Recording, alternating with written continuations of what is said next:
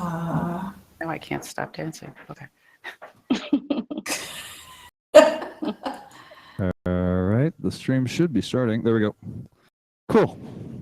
Excellent. Sorry about that. Had to troubleshoot a little streaming. No worries. We were, they said the stream was supposed to start in 2 hours and 45 minutes. I'm like, that's going to be a really short stream. Okay, so I'm just showing Verbella in the physical space here. We're going to get started. I don't have my script or anything, so give me a second. Let me pull stuff up. This is a fun one. Hi, everybody who we're streaming to. Dealing with some lovely troubleshooting at the moment. We'll get to things in just a second.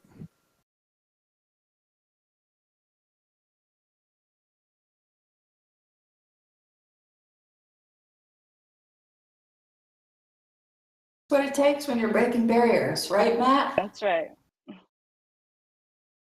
We all love technology. Am I going to manuscript V2? Notice Sarah's curly hair. I'm just going to tell you guys that. I got it. Oh, that's on the stream. Welcome, everybody. So glad. Happy Wednesday Eve. We have a XR Women Wednesday, which was today. And now we have a VRAR Chicago Wednesday Eve. We're good. Excellent. Hi. All right, so we're going to get started. Cool. Thanks. Sorry about that. Always fun confusion when we get started. I'm going to run through the intro stuff. This will be interesting today because we're in a different space, and I haven't done this since we've been doing a script in this space. So, welcome. Smaller audience in person today, but hey, it's great to have you guys here. Woohoo! So welcome to the next evolution. Today we're going to be talking about social gathering spaces in virtual environments. As you can see, we're using one, so that's great. Come on, slides. There we go. We do have some fun presenters here who are going to talk about social spaces. We actually have some pretty good experience. Both happen to be from our sponsor organizations. One is from Frame, which is from Verbella, and one is from, we have Gabe from Frame and Jessica from 1871. Thank you for joining us. I'm Matt Rand. Oh, I got to advance slides. This is fun to do with a microphone without the lectern. Future knows I actually need the lectern. So I'm Matt Rand, founder of VRAR Chicago. You guys all know me, so I'm going to get through that. This is the next evolution. We started in 2017. Obviously, my passion is immersive technology. I think you know that. But with that, I shouldn't do this because we do actually have folks in Verbella and on the live stream who don't know me, so apologies. My name is Matt Wren. I founded VRAR Chicago. This is the next evolution. We started in 2017. I work with a lot of emerging technologies, and frankly, if you want to know more about that, please connect with me on LinkedIn, and I'll answer any questions. But that said, this is the next evolution, which is also AWE Nite Chicago. Please check out awexr.com and awe.live for all things Augmented World Expo. Great organization, great social group. We definitely, if you're going to be working in immersive technology for any reason, you should absolutely be connected with that network. Next Evolution AWE Nite Chicago event series is now and always will be 100% free to attend. That said, we run on donations, so please consider donating. I'll put this QR code up again later. If anyone wants to scan it now, you can just point at your screen and scan this. But while these events are free to attend, they are not free to run. And so we appreciate any donations or any help you can give us in terms of running the event. We also want to thank our sponsors who are going to get a chance to come up here and say a few things. So first, from 1871, I will let you introduce yourself. We got a microphone there if you want to just grab it and turn it on. And I'll stand out of the way. Hey. I think a lot of you know me. Yes? Have you been in the space before? Okay, well, welcome back. For reference, Lydia, we have about 20 people in Verbella watching and who has and no idea how many people are watching on the live stream. Well, hello to our friends virtually and in person. I love to just share a little bit about 1871. So thank you guys for being here. Our space here at 1871, we are a nonprofit innovation hub and incubator. So what we do is we help tech company startups grow their business. And what's unique about us is we support the full maturity curve. So we support from early stage, basically from idea, all the way to late stage to corporate to Fortune 50, I believe. So we're really excited to have you here. We do this through a lot of things like programming, events, one of which is happening tonight, as mentioned. So we'll get through this and then please come join us afterwards over in the auditorium. But thank you for being here both in person and virtually. All right, thank you, Lydia. And up next, we are going to introduce our virtual host. So with that, Caroline, please take it away. Of course. Let me just stick my camera on.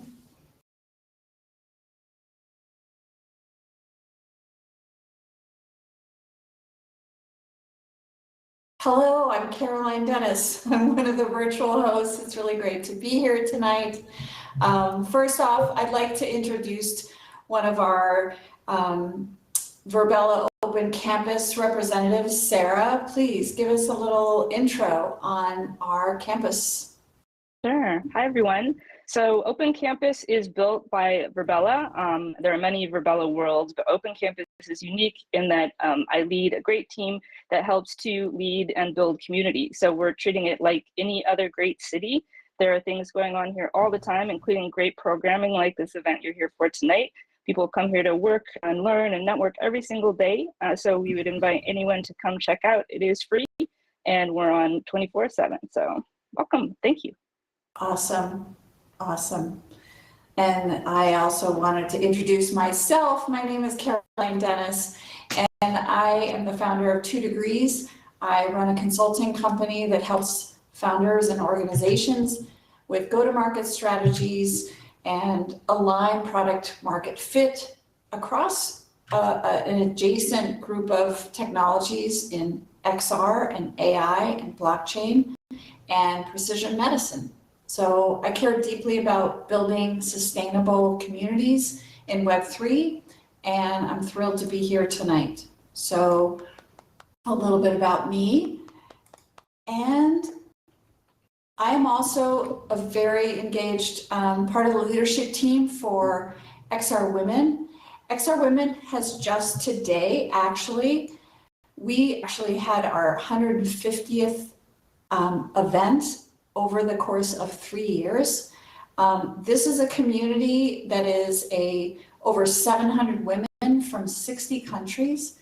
And every Wednesday we meet in Engage and actually across a bunch of different platforms, including frame.io. We actually have a museum there that I hope everyone will visit. And we're more than just a community. We're a movement, and we're a force for change, shaping the future of immersive technology. So that's a little bit about us. Back to you, Matt. Love it when Sarah does the sound effect. Or was that you, Caroline, who did the sound effect? Anyway, No, doesn't That matter. was probably me. Yeah. Okay, so with that, we also have a lot of other great community partners supporting the event. We have Vanity, we have 2 Degrees, as Caroline introduced. We have the Independent Game Developers Association of Chicago, 2112 Chicago, and Envision. The other thing we have going, which, frankly, for people who are here tonight, there's a good shot at this. So we have the NFT that we are allowing people to collect. So this is our proof of attendance protocol. You can only collect the NFTs basically the day of the event or possibly the day after off a live stream. We're giving away a Quest 3 headset. And the only way to be entered to win a Quest 3 headset is you have to have collected the NFT. Every NFT you've collected throughout this year from the events that you've attended, those are your entries. That's your ticket. So QR code will be up there a little bit. You know, it's up there right now to collect from the NFT. We'll throw it up again at the end of the event. It'll be up on the screens. So anyone who wants to actually collect the NFT, this is how you get it. Those of us who have been working the events are unfortunately excluded. We can't win it.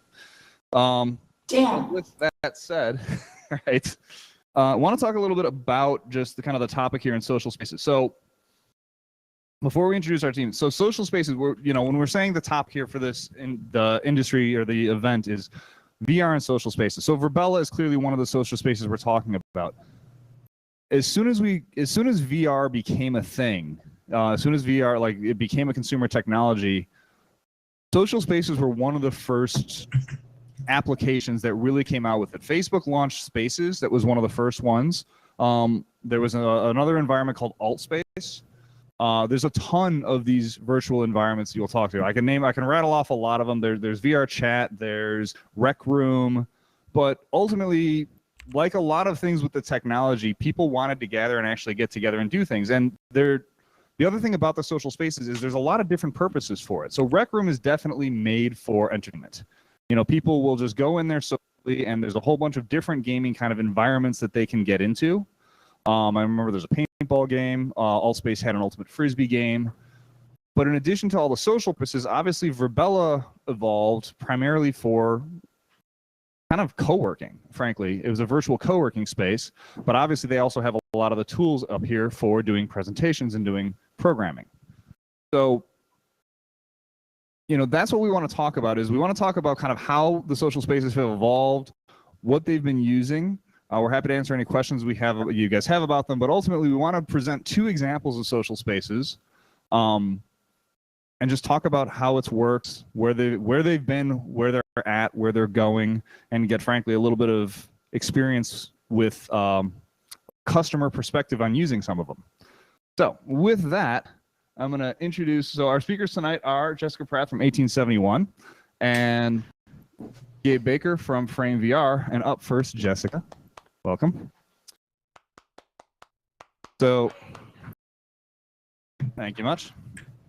And so Jessica, I'm going to give you about 5 minutes to just talk about your experience of 1871 using the virtual space, and then I'm going to probably ask you a bunch of questions based on what you talk about. Sounds good.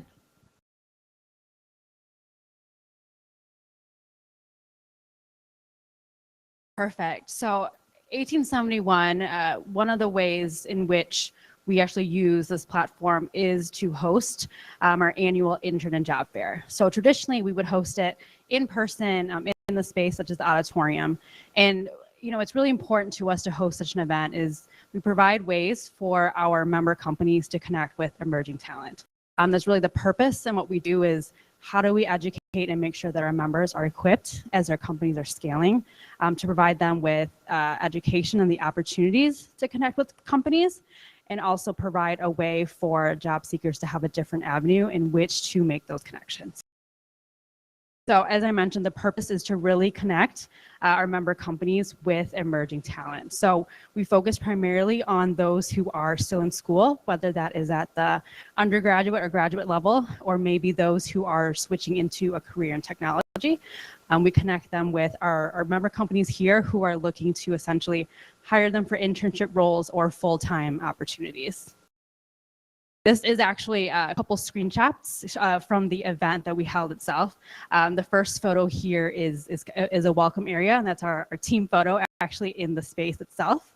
And the second picture, you know, kind of showcases a couple of the company booths. So we hosted this event in the expo hall. So similar to if you were to attend a real life career fair, imagine coming to a welcome post, a greeting area. We had individuals in the room as well to answer any questions or troubleshoot any technical difficulties an attendee might have, or a company, as well as you physically are able to walk around and go to the company booth, very much like you would do so at an in-person fair.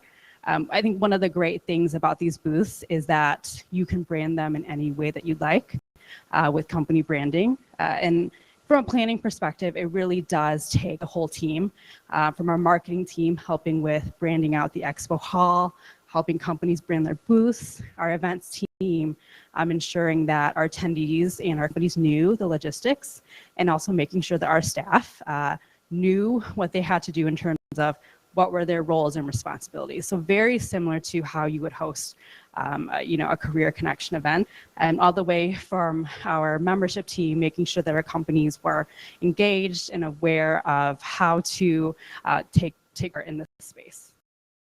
You know, with any type of event, there are benefits and challenges, right? So I would say accessibility is a huge benefit, because regardless of what school you might go to or where you live geographically, you're able to attend and be part of a gathering such as this. So when you think about a company maybe with limited recruiting budget, it's a huge return on investment for a company to be able to reach essentially different types of talent or reach different campuses where maybe they don't have the time to do so or the monetary funds to be able to travel, right? You can only get to so many campuses or meet so many at a time. I would say flexibility as well is you essentially can roll out of bed and attend this fair. So I think for companies who have headquarters or offices in different cities, what we saw was that they were able to have maybe somebody from their Boston office connect with someone in their Chicago office and actually man a booth. Same thing with the the flexibility of being on any campus and being able to meet with Chicago companies. You know, if you are at a school that might be on either coast, you're not going to physically be able to come here to meet with, you know, the 30 companies that might be taking part in such an event. And a reduction in biases. So when you think about the expo hall and the booth, regardless of your company size, your company budget, your booth looks the same, right? If you're going to take the time to brand it, it's the same size. If you think back to any type of expo that you go to, or any type of convention event, you know, there's a lot of money being spent into making your booth flashy or whatnot. So this really reduces the bias of potential employees coming in and seeing, okay, all the booths look the same. I think there's something to be said about the attendees as well. You as an avatar can look like anybody that you want to look like. You can pick a different outfit. And whether we want to admit it or not, there are, you know, biases both in how a company booth may look like and a bias in what a potential employee may look like as well. So we kind of saw that benefit. Challenges, I would say, technical issues, right? We spent a lot of time, our tech team did, to make sure that our companies, you know, were, and attendees were as equipped as possible to be able to get on the platform.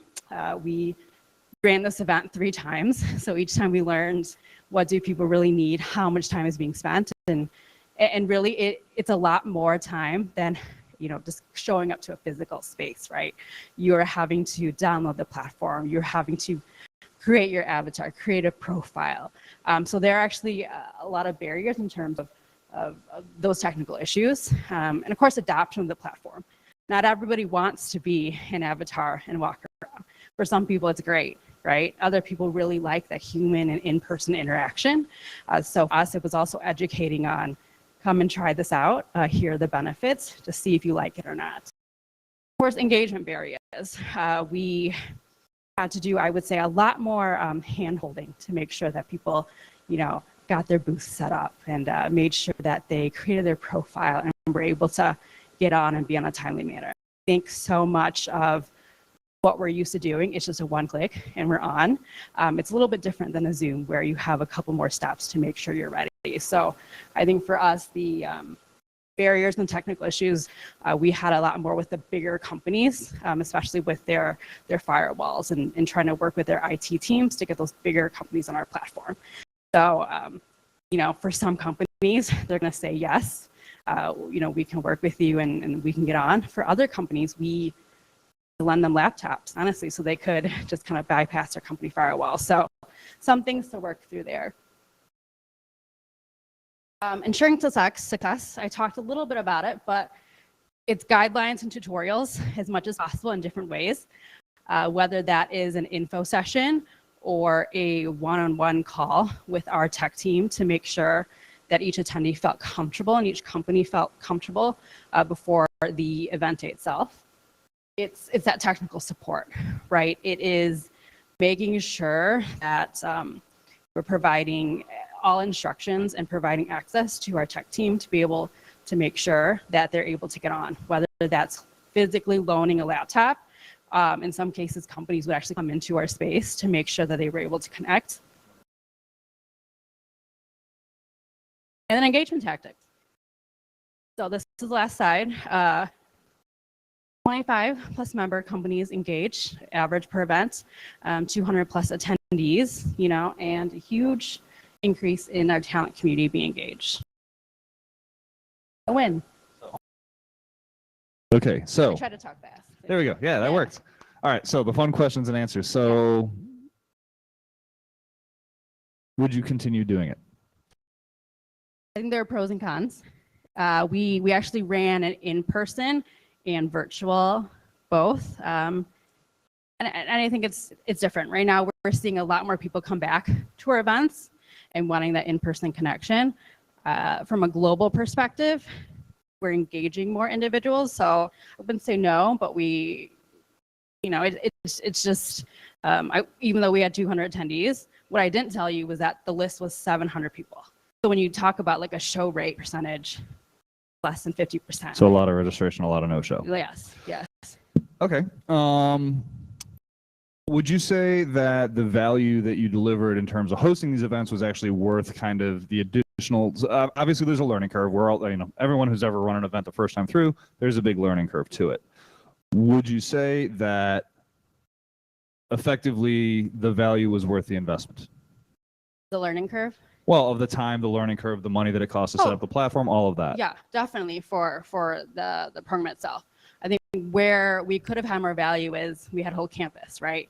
And I would say the talent programs were the ones, like we were the ones that used it the most. Okay. So from a specifically using the expo hall, yes. From the entire campus perspective, I think we could have better utilized other spaces. Okay. And last question, then I'll let you go. I guess if you were going to sort of say, okay, as you now from what you've learned, and say, okay, you're looking forward to the fact that you're going to start using potentially virtual spaces again, how would you guys improve? And also, what would you want to see improved in the technology itself? Yeah. I think we would go back to we would do an in-person version of the career fair. We would also do a virtual version, but on separate days. We did it. The last time we did it was on the same day, which was really hard on the team. They did a great job. It was really hard on the team. What's the second question? What would you want to see improved in the technology itself? Yeah, I think for us, the biggest barrier for this specific event was getting those bigger companies. Our tech team tried really hard, but you might not be able to convince an Aon to change something in their firewall to be able to access this. So for us, that was the biggest barrier. And so some of the enterprises really just yeah, didn't engage because they couldn't. They couldn't. And I think it probably would have taken us a lot more time than what the company was willing to commit for one event. Gotcha. So I'm going to throw the last question. I'm going to add, sorry, I said it was last question. Yeah. I'm going to throw one. If you had, say, I guess a service provider that was sort of taking over and helping specifically with these types of things, onboarding the third-party clients, getting everybody trained and up to speed, providing the support. So you kind of took that lift off your team so your team could focus more on the actual delivery of the intern fair and less on the technology. Is that something that would be helpful, or would that be something that would be? It would definitely be helpful, because I would say more than half of the time is focused on just figuring out the focusing platform. on access. All right. Right. So thank you very much. Thank you, everyone.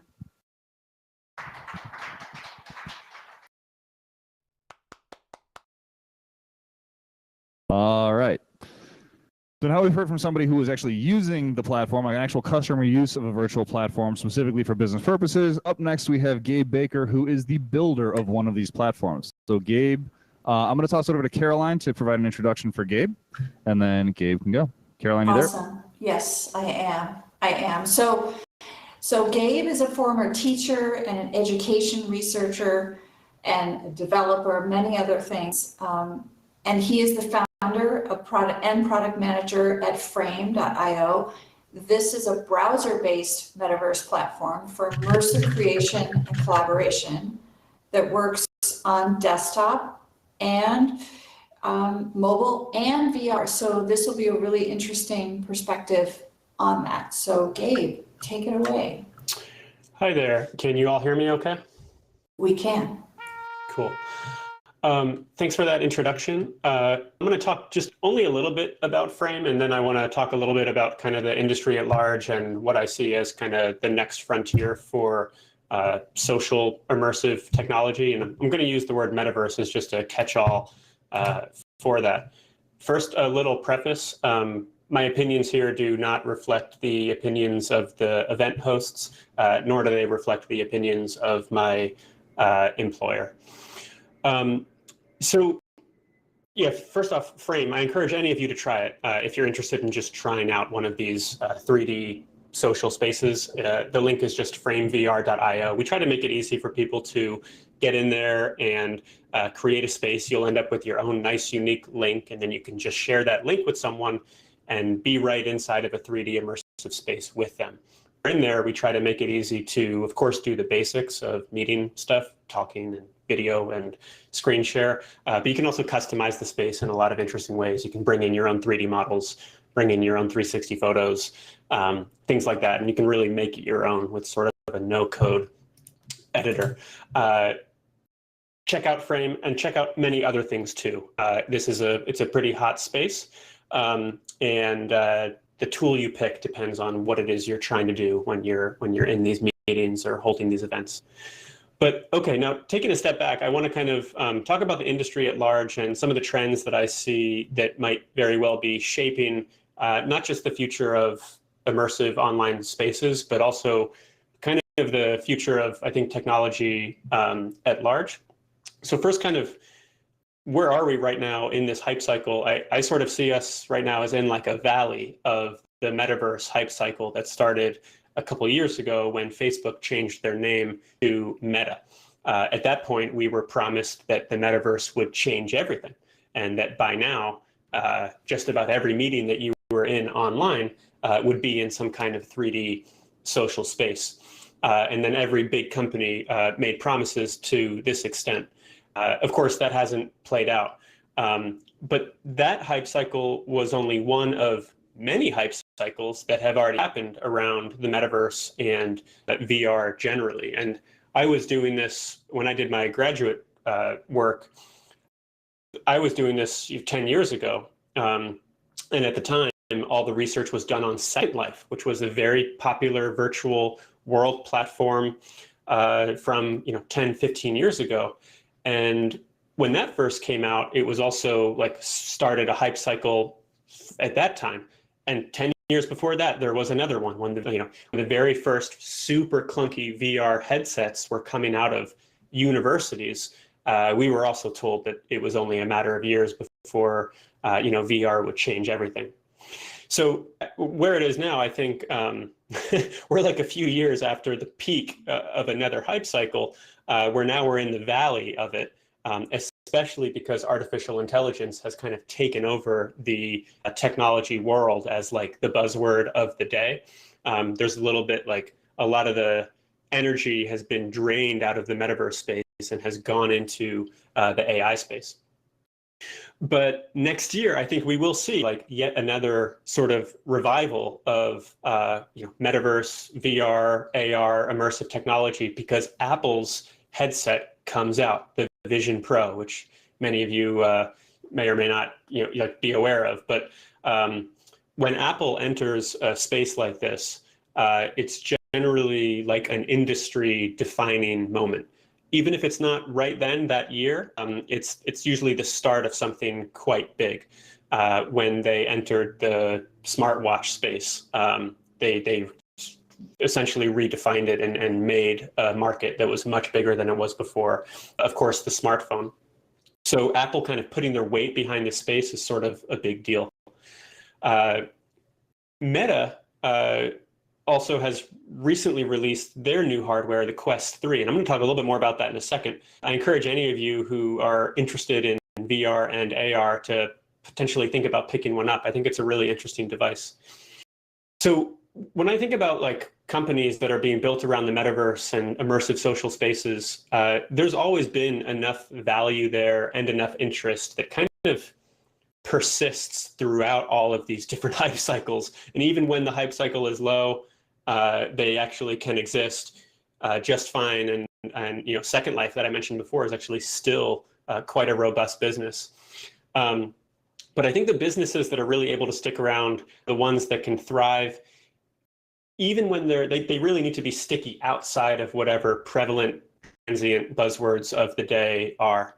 I would argue that when crypto, like there was a phase where every metaverse company was also like vaguely a crypto company. It was like the intersections of like NFTs and the metaverse and what have you. I would argue that has never worked out. That has failed. That has flopped. And I think a lot of those companies now we're seeing them aggressively pivot into other things. A company, Spatial, which makes a very good online immersive social platform. They were big in crypto. They've pivoted out of that very hard to games, which makes sense.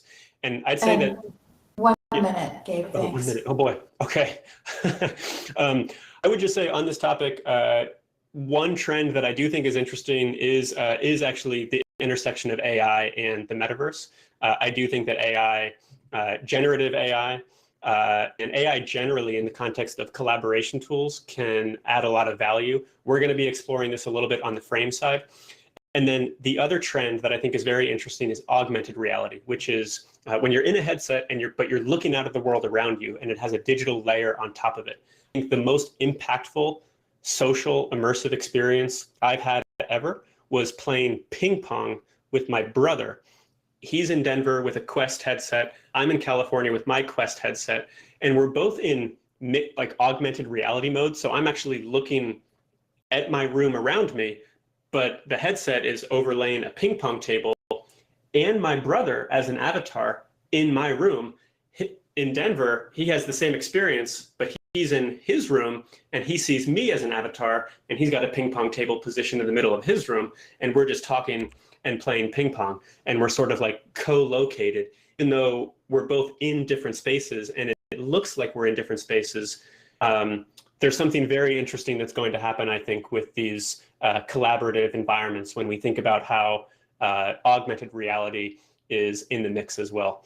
And I think there's an interesting future as well with hybrid work, where some people are in the office, some people are at home, but they're actually co-located such that people that are in the office with glasses on, and in a few years, these things will look just like regular glasses, but those with glasses on could actually see those who are working from home as avatars overlaid on the physical office. And then those that are at home are in a platform like Frame or Verbella, moving their avatar around, and also seeing those who are at the physical office represented as avatars inside of the 3D environment. I hope I didn't get too like cerebral with that. Happy to field any questions about this. But high level, that's great. No, that's Cool. great, Gabe. And while we're on that topic, Sure.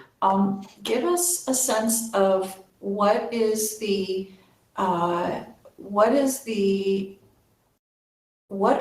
kinds of events that you're seeing most prevalent in Frame right now? In Frame, I think the biggest is classes right now. Are the most popular, like teachers and students coming together for different kinds of learning interactions. So this is certainly an area where you can do so much more than what you can do on a Zoom call. Whether it's just like leveraging the sense of space to do things that a teacher might be really used to from the physical space, like breaking into small groups really easily, which is just a matter of like moving your avatars around rather than trying to click the mess of buttons on a Zoom call that you have to do to do the equivalent of that. Or whether it's like, we have some users who make really elaborate 3D environments. We have reconstructions of ancient Rome. We have like really interesting simulations. We have people like looking at 360 photos of real world locations. So yeah, education is actually the biggest use case.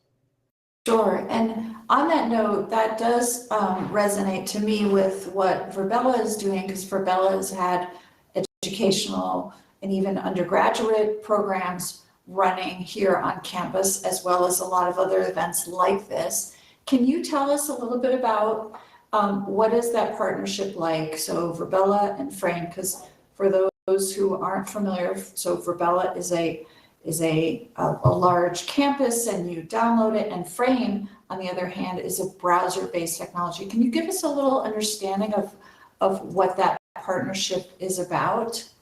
Sure. Frame we're a team within Verbella. So, I'm a Verbella employee.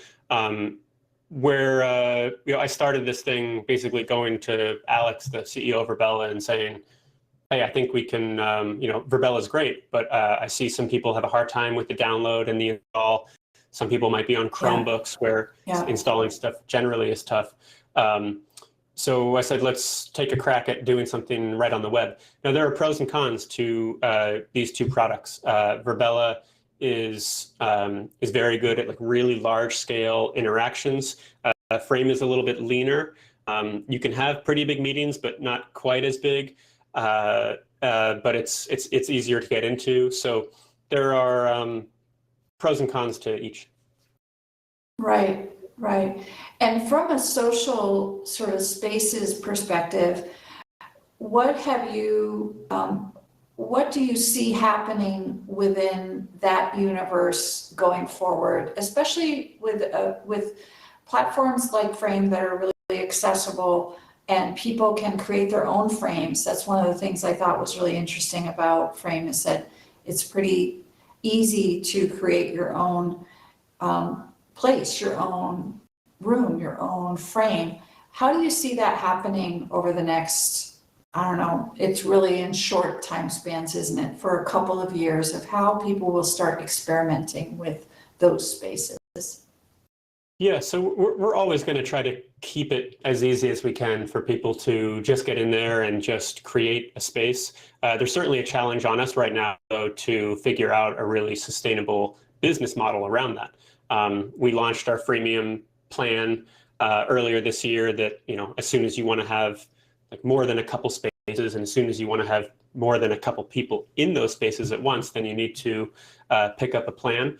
But I think the challenge for us in 2024 is actually really honing in on a particular segment of the market and serving it very well, rather than kind of the cast a really wide net approach that we and many other platforms, I'd argue, do right now, where we kind of say, oh, yes, we do events.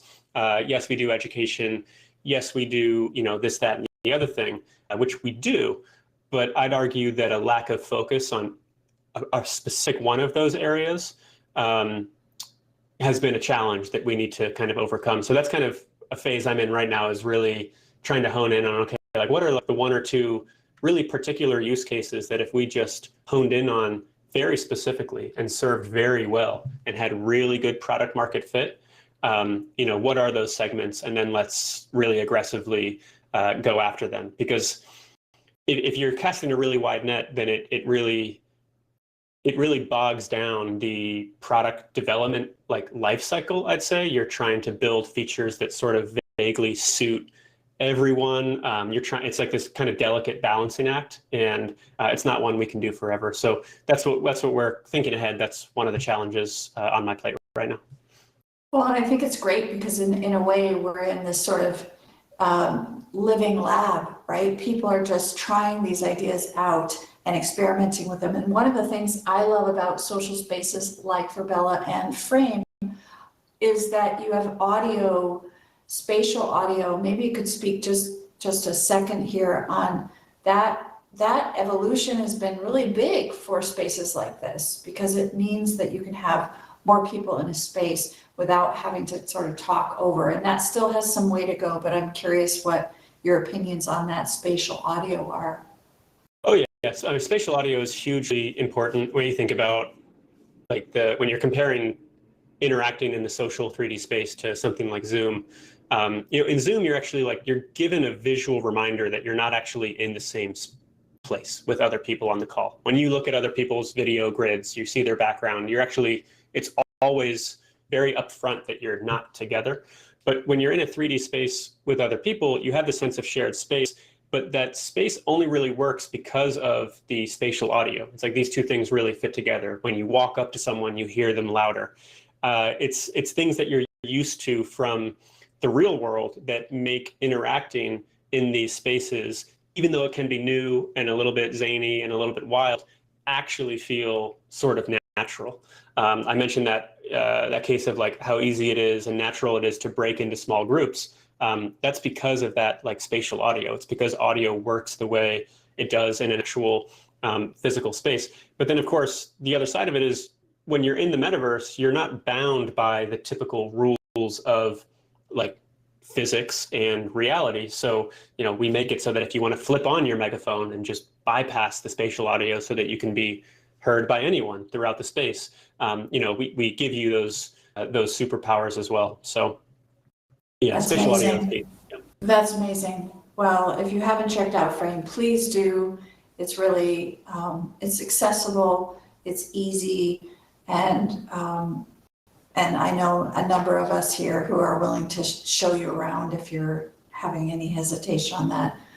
Well, great. Thank you so much, Gabe, for that. I really appreciate it. I'm going to turn it back over to Matt, and I know that we'll have some Q&A here from the audience. So Thank yeah, you the so way much. the way the Q&A is going to work really quick. Gabe, actually, if you can keep your camera on, you're pretty much you're it. Oh, sure. So, Sure. Jessica, as we mentioned earlier, there's an event going on at 1871. So, the 1871 staff actually just kind of came to present while they could, but ultimately then they had to go back to the event that they're running. But if there are questions in the space, we're happy to read them here. Are there questions in Verbella? I do have one I have to read, which I'm not sure if it's from Tom or from the web. But then, based on something that kind of Gabe was saying earlier, is the next level having sort of the Web3 platforms like Frame or Verbella to also have an AR component of meshing with the real world? Yeah. So this is such a good question. It's one that's really on my mind quite a bit as I try to think about, okay, what does augmented reality mean for the future of Frame? And really, what does it mean for the future of this whole metaverse idea anyway? Because the metaverse, as we're used to it, is really predicated on this idea of like, you're in the same, 3D space with other people. Like right now in Verbella, I'm in here with all of you and we're in the same space. But augmented reality sort of lets people be in their own space. So what does it mean for people to be together while they're in their own space? And what does that feel like? I mentioned the idea of like that ping pong. It happened to work out really well just when it's this like example of this ping pong game where, my brother Mike is just in my space and I'm just like in his space and we're playing ping pong and I don't need to worry about stepping on my baby who's like walking on the floor because I'm in augmented reality. But the first thing you're going to see for Frame around this that we're really interested in is, so when you're in augmented reality and you're looking out at the world around you, I think the question for a lot of technology companies is, what are the tools that actually let people create that digital layer, the overlay on top of your real world that provides value? And when I think about Frame, there are tools now, like an app called Polycam on your iPhone that let you actually capture a 3D model of a room or a space. So what we're going to do in Frame is make it so that if you capture a 3D model of your room or space, you can bring that into Frame as your Frame environment, like the 3D environment. And then you can use Frame to put things up on the wall. These are features that exist right now in Frame. You can put images up on the wall. You can put all sorts of things around the space. So we'll let you kind of like create that overlay visual layer on top of your real world space so that when you're in your headset or in a few years, you're in your glasses, you'll actually then, be walking around that actual room and you'll be able to see that digital overlay. And you could invite other people into it if they come in. But the challenge is if someone else comes in and they want to be in augmented reality mode, they're kind of opting to like, they're sort of opting out of your space. All the stuff that I've nicely positioned on my walls, they won't make sense on their walls. So there's still this like, some of the logistics around augmented reality and collaboration with augmented reality need to be thought about more. But yeah. The short of it is we're going to make it so you can use Frame to actually like have a really nice, easy tool for creating that augmented reality layer that you can see on top of your physical space when you're in glasses. All right. So normally this is the point where we would also open up to any audience Q&A. So is there any audience Q&A in Verbella? I'm constantly polling the room here, physical room. Are there any Q&A in Verbella? If so, please raise your hand. Stephen has a question. Stephen, do you want to unmute yourself and ask the question for Jessica, actually? She's not here, but I'll try to answer for her. Okay, that was a question for Jessica, but I already know the answer to that. It was just about some metrics monitoring. And since I kind of know the space she was in, I know the metrics is capable of monitoring. Sure, and maybe you could share that just a little bit, because I do think the question begs, it's good discussion around, just how you track those things in terms of visitors. Yeah, since I'm on the analytics and visualization side myself, I'm always interested in the metrics that our apps are capable of capturing. So like when we're looking at an expo such as that, first of all, how many people were there in total as opposed to how many did you expect? What were the interactions that went on? So in other words, did they enter the private booth area? Did they talk to anybody in the booth area? Did they interact with anything in the booth area? And how many were repeat people to that booth? So people that might have, talked for a while, then went out and visited others and then came back. Did they come back more than once? So I think those are all interesting, and there's probably even more that I'm not thinking of right at the moment, but things that would be very much of interest to people running an event like that. Yeah, I'll say ultimately I don't know how they were doing that tracking. I do know I know they were tracking attendance. I know they were tracking engagement to a certain degree in terms of, I believe, surveys, but I don't believe they were tracking, like, did people come back to the booth or any of that sort. I don't think they were tracking those metrics at all. Mm-hmm. Yeah, that's why I know that now. So, and a little bit for Gabe, I'm surprised you brought up something that I was actually thinking about, which is, so you've got your VR headset and something like Polycam turned on, and you're able to just map that space out right in front of you. For as cool as that is, I'm being a big sci-fi fan and also thinking a bit dystopian. How do we make sure that people aren't tricked into things? So you could map your space and not even realize that you're not out in the real world if we start doing that. And it's funny. I think that way. I'm like, oh, we'd never get there. And I'm like, well, I didn't think we'd have all this 2 years ago. Yeah. It's a little bit of an out there question, but it's when we start developing these technologies, how do we make sure that they're not used improperly or inadvertently? And Gabe, the same thing would go for when we're building that AR, kind of scene that we're doing, as opposed to just putting everything in your AR scene. How do we choose what's Steve, I think we got it, Steve. I'm gonna let Gabe answer here. Yeah, it's a good question, and it's one that a lot of people, a lot smarter than me, are hopefully thinking really hard about. But I think you're right to be concerned about this generally. I'm not sure if anyone follows VR Chat, but VR Chat's a very popular social VR platform. They just recently updated their terms of service to make their data gathering, data harvesting, very, very aggressive. They're able to track audio in even private audio zones. They're tracking your gestures. They're really gathering everything that you do in the space. And I think you're right that as technology matures, the lines are always going to get blurrier between kind of what's digital and what's physical. I think we've got a couple years yet before those lines are so blurry that it gets too concerning, but it's going to get concerning enough that we need to be thinking about it now. I don't have any great answers to it other than saying I think you're onto a good question that people need to be thinking about. We do have a question here in the physical space. The last thing I'll add to that, just so you know, this is a question that comes up constantly in VR, any sort of VR event of okay, where's the safety? How are you making this safe? The one thing I will say about it is, and I'm sure Gabe knows this and will agree with this, it's something that all the developers are thinking about constantly. This is, unlike the web where people are just moving fast breaking stuff, not thinking about, privacy, security, some of that sort of privacy, security, protection, safety, accessibility. These are constant topics that are at the starting point of the development of the technology. That's a big shift in technology development from where we were, I'll say, with the launch of the web and even with the launch of mobile to a certain degree. But with that said, Nick, go ahead. Yeah, I've got a question for you, Gabe. As you were talking about the, VR spaces, trying to coordinate them. I'm a professor at Illinois Institute of Technology, and one of the simple tool we sometimes use online is a whiteboard. So I was wondering if the metaphor of a whiteboard might be something that you're thinking about in that.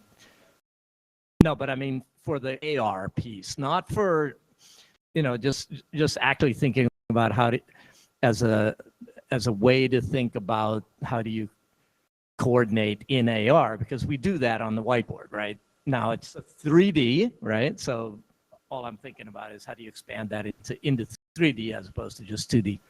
Yeah. Just a reaction. Thanks. Yeah, no, it's a great question. And it's a funny example of the whiteboard because we actually have a little whiteboard in Frame. When you're in co-located in the metaverse with other people, you can pull in a whiteboard and use it together. And you're right, this is a very common collaboration activity that people do when they are in the same physical space together. I mean, many people see the whiteboard as like the cornerstone of collaboration generally. And I think that's right. When I think about like what the future of like AR collaboration is going to look like, if people are looking at their own space around them, it's not necessarily going to be about like making sure that you see my room or making sure that I see your room. The whole point of AR is that we can be in our own respective places, but there will be pieces in here that we can see together that are shared, and we'll be able to see each other as avatars.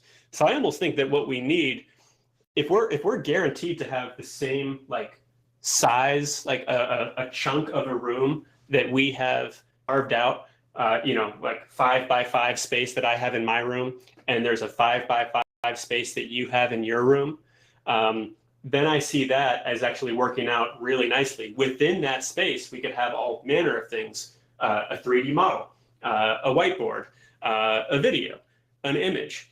And I could still be in my physical space, you could be in your physical space, but we'd have this like element of it that was shared between us, and we'd see our avatars in that space as well with kind of relative position.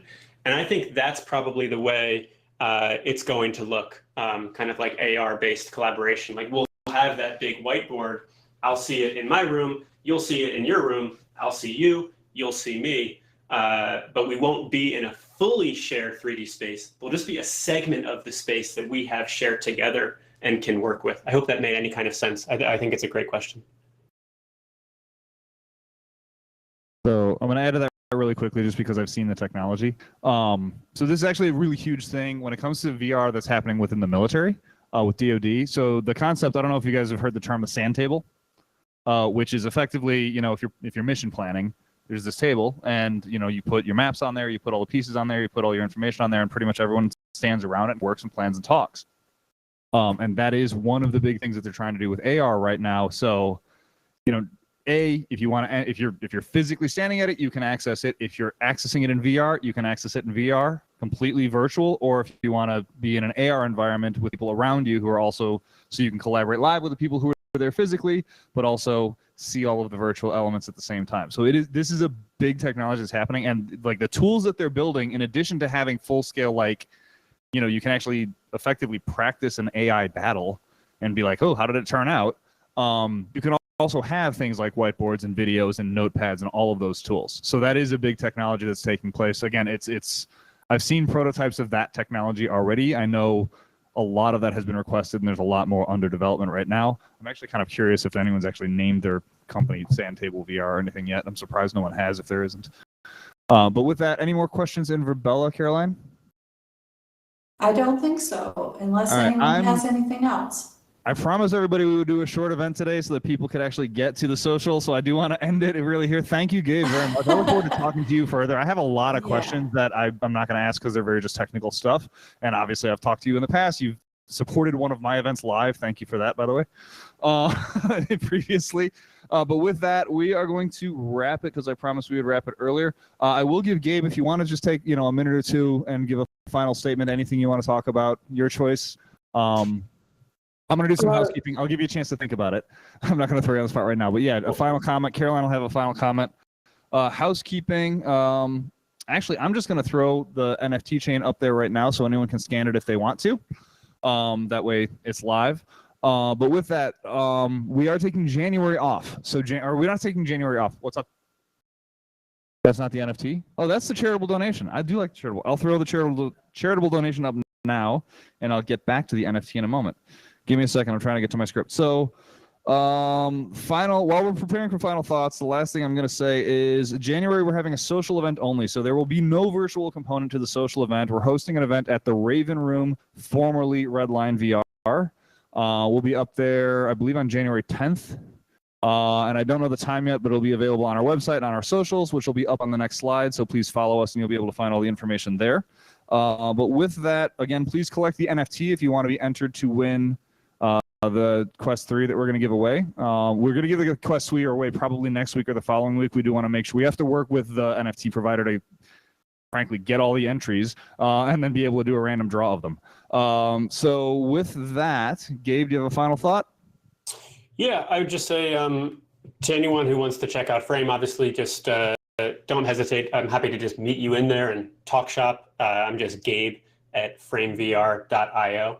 And then as I encourage everyone, kind of, if you're new to this or kind of looking into it, go in with an attitude of skepticism, but also one of optimism. I think there's a lot of exciting stuff here, and explore. Don't just adopt the first platform you check out. There are a lot of things out there, and you just need to think about what it is you're trying to do, and then take the time to explore the platform that makes sense. Caroline, any final thoughts? Yeah, I think the social spaces will become a place that will not just be a place for people to socialize, but like Verbella has built here, a place for people to learn, a place for people to collaborate, and a place for decentralized organizations to be created and to be built and to be capital raised and other organizations. So I think it really does have a Web3 promise.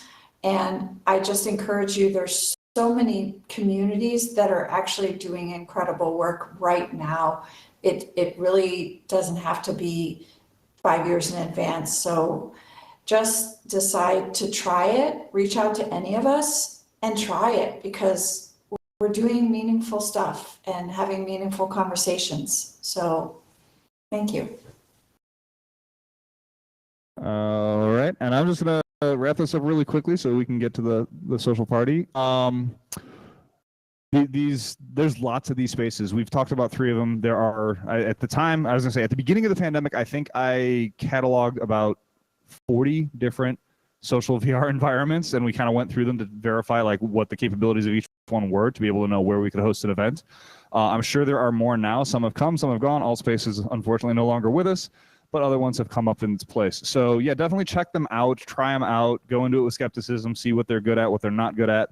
I do think this technology is going to grow over the next several years, but that, I've got the NFT up now. I promised to do it earlier, but this is it. Again, we'll be having a social event in January. We'll get back to our normal schedule type of programming in February. Our topic in February is going to be architecture and construction. But with that, thank you for joining us, and have a great holiday season for everybody, because if we don't talk to you until then, we hope to see you in the new year. Thank you very much. Thanks, Matt. For anybody who's still here and wants to chat or is on their way out, thank you, Gabe. Appreciate your coming tonight.